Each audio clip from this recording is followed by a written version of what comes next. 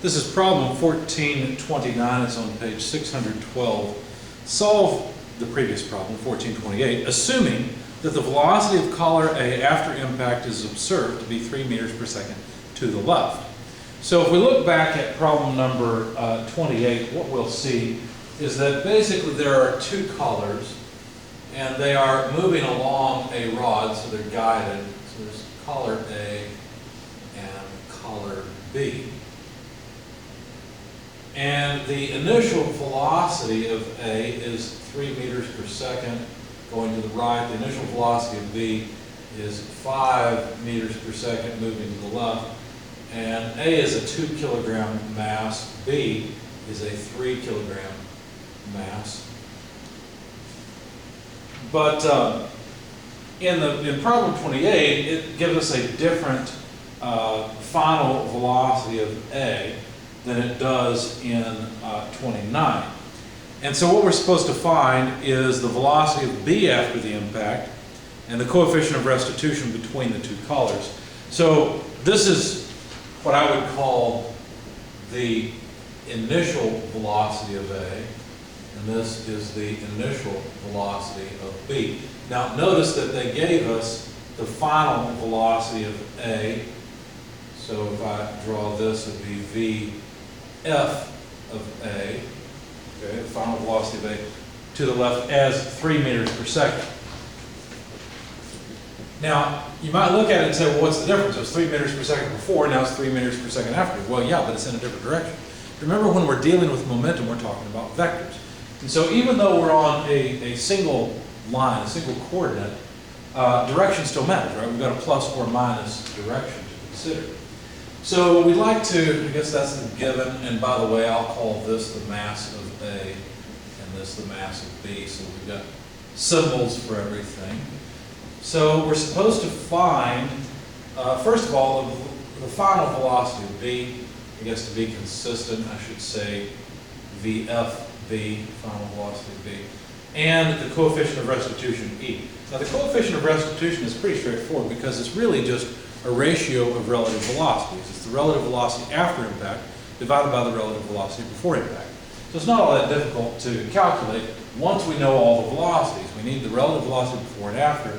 Notice we don't have the final velocity of B.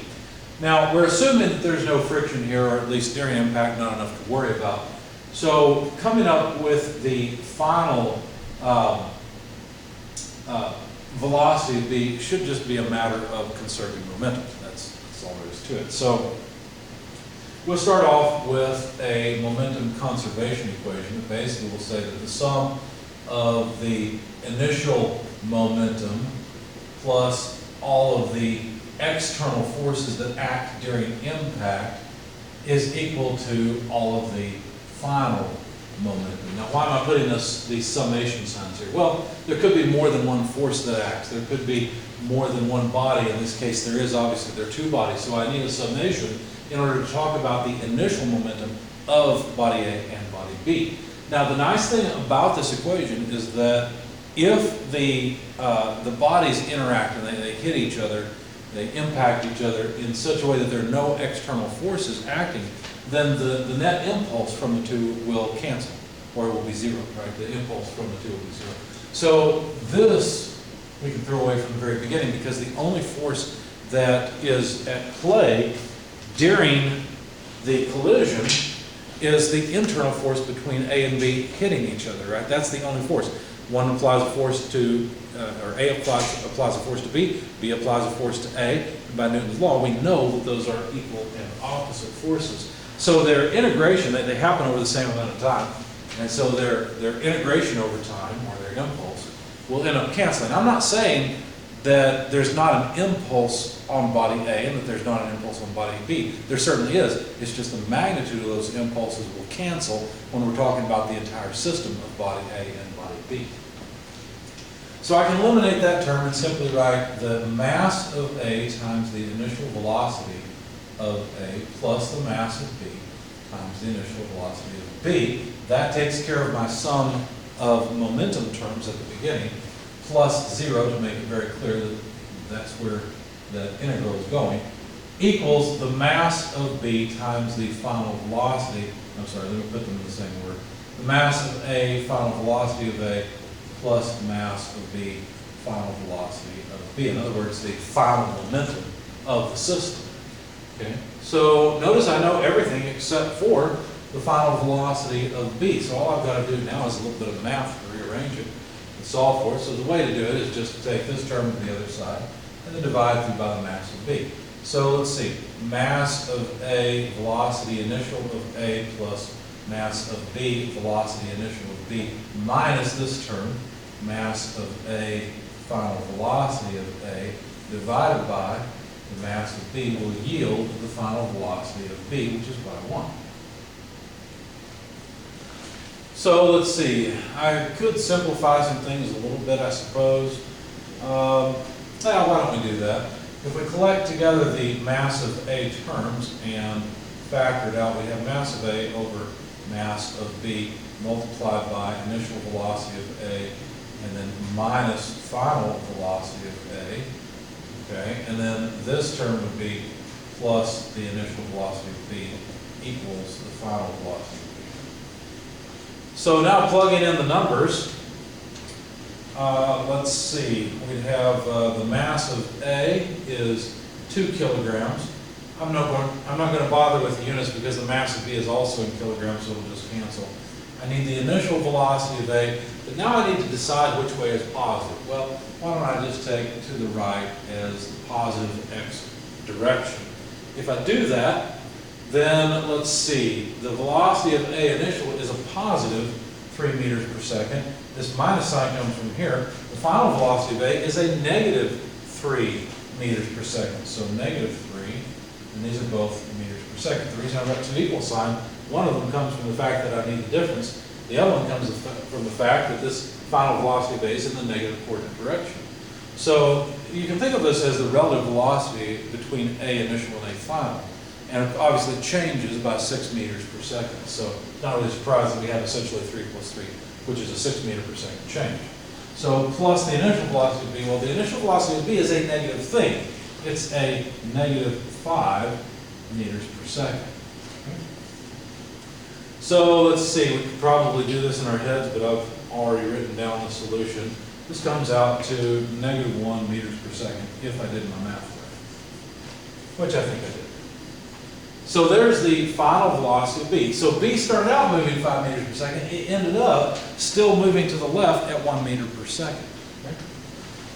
So the next thing we want to do is calculate the coefficient of restitution. As I said, the coefficient of restitution is nothing more than the relative velocity after impact divided by the relative velocity before. So VB final minus VA final, that's the relative velocity between the two bodies that impacted each other over VA initial minus keep switching up my terminology. Let me try again. V final B, V final A, V initial A minus V initial B. Now be careful because this looks like a relative velocity between A before and after, and that's what it is, but that's not what we put in here. For the coefficient of restitution, we have to put in the relative velocity before or between the bodies after impact and between the bodies before impact. Notice that just because of the nature of impact, you would end up with a negative number if you didn't make one of those relative velocities negative. So we've got B first here, A second, A first, B second in the denominator. It wouldn't really matter. If you flip the numerator around, you could flip the denominator around also. But this is how we will calculate the coefficient of restitution. So the final velocity of B we just calculated, -1. Notice we still have to respect the signs. So final velocity of A is a -3 meters per second. The initial velocity of A is 3 meters per second. The initial velocity of B is -5 meters per second. I didn't write any of the units because obviously they all cancel. So let's see, what do we have? In the numerator we have 2. In the denominator we have 8, so that would be a quarter. So this is 0.25. So there's the coefficient of restitution. It's not a particularly elastic collision. It's closer to plastic because a perfectly plastic collision would be a collision where the coefficient of restitution is 0. A perfectly elastic collision would have a coefficient of restitution of 1. So this is a more plastic collision than what we had initially. And one thing that confuses students is that this elastic coefficient is not so much a material property as it is something that relates how two materials interact with each other. Because you have to know how whatever A is made of and whatever B is made of, you have to know how they interact when they impact each other. Now some things are fairly predictable. I mean, when you have steel, it's fairly elastic. Now, obviously, if the impact forces are too high, you can get into a plastic region where the steel is permanently deformed. Okay, so if the stress goes too high, where it goes above the real yield stress, then you can deform it and you have more of a plastic impact. And some of the idea here is that some of the energy is used in doing something besides just going back into mechanical motion. In fact, in the case of steel hitting steel and deformation occurring, in that case, the impact being somewhat plastic means that some of the energy went into deforming the steel. It's not available to push the two things that impacted back apart. So obviously if an impact is at too high velocity and you exceed the material's either ultimate strength or yield strength, then that will permanently deform the material and will end up yielding a lower coefficient of restitution.